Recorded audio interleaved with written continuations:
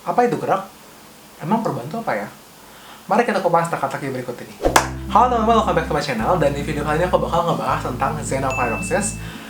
Zeno Paradoxes adalah kumpulan tentang paradoks yang mempertanyakan tentang eksistensi dari gerak dan apa itu perubahan. Nah, paradoks itu diperkenalkan pertama kali oleh seorang filsuf Yunani bernama Zeno of Elea. Nah, Zeno of Elea itu mempertanyakan eksistensi dari gerak, dan dia beranggapan bahwa perubahan tuh nggak ada, gerak tuh nggak ada, dan semua itu hanya ilusi semata.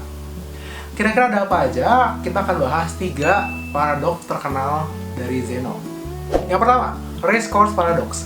Misalkan Atalanta ingin berjalan menuju ujung jalan. Nah, sebelum mencapai ujung jalan, pasti dia harus mencapai setengah dari jalan. Untuk mencapai setengah dari jalan, dia harus mencapai seperempat dari jalan. Dan untuk mencapai seperempat dari jalan, dia harus mencapai 1/8 dari jalan. Dan begitu seterusnya sampai habis. Permasalahan tersebut dapat digambarkan sebagai berikut. Dan permasalahan tersebut dapat dituliskan ke dalam deret sebagai berikut. Dari grafik tersebut, Zeno beranggapan bahwa gerak antara dua titik sangat tidak mungkin dilakukan karena segmen yang dilalui berjumlah tak hingga. Sehingga Zeno mengatakan bahwa hal tersebut tidak mungkin untuk dilakukan. Paradoks kedua, Archiles dan kura-kura. Pada sebuah pertandingan antara Archiles dan kura-kura mendapat kesempatan untuk berjalan duluan sejauh 100 meter. Misalkan setiap peserta dan akan lari pada kecepatan yang konstan. Setelah sekian waktu, Archiles sudah mencapai titik awal dari kura-kura, tapi dalam waktu yang sama, kura-kura itu berjalan sejauh 50 km lagi. Kemudian Archiles lari sejauh 50 meter mendekati kura-kura, tapi di saat yang bersamaan, si kura-kura udah berlari sejauh 25 meter lagi. Dan ketika si Archiles berjalan sejauh 25 meter lagi, si kura-kura udah berjalan tambah sekitar 12,5 meter dan begitu selanjutnya. Sehingga setiap kali Archiles sudah mencapai titik yang sudah dilalui kura-kura, maka kura-kura pasti selalu akan berada di depannya. Walaupun hal ini tidak mungkin terjadi di dunia nyata, karena pasti pelari cepat bisa melewati pelari terlambat, tetapi di sini Zeno ingin menegaskan konsep tadi kesatuan dari gerak itu sendiri, di mana sebuah gerak yang normal akan terlihat kacau ketika dianalisa secara tak hingga.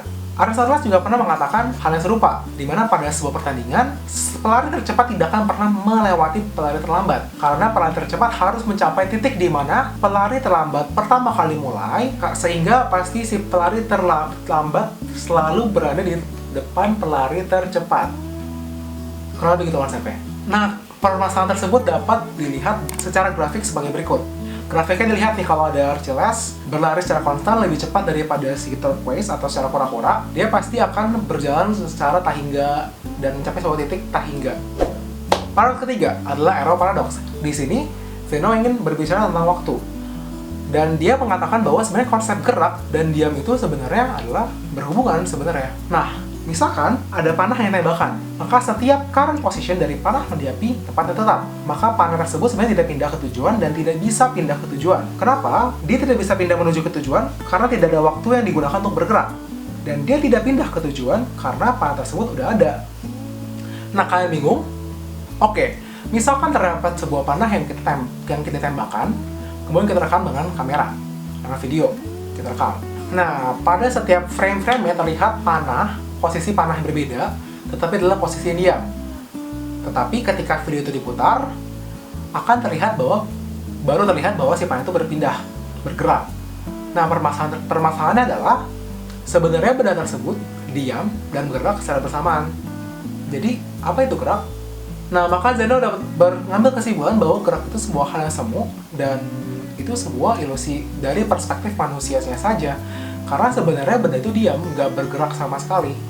Hanya persepsi manusia aja yang mengatakan bahwa itu tuh bergerak.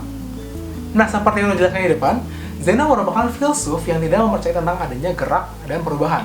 Sehingga, ya, pernyataannya cukup aneh menurutku juga. Tetapi sebenarnya permasalahan paradoks pertama dan paradoks kedua dapat diselesaikan dengan matematika, yaitu dengan deret.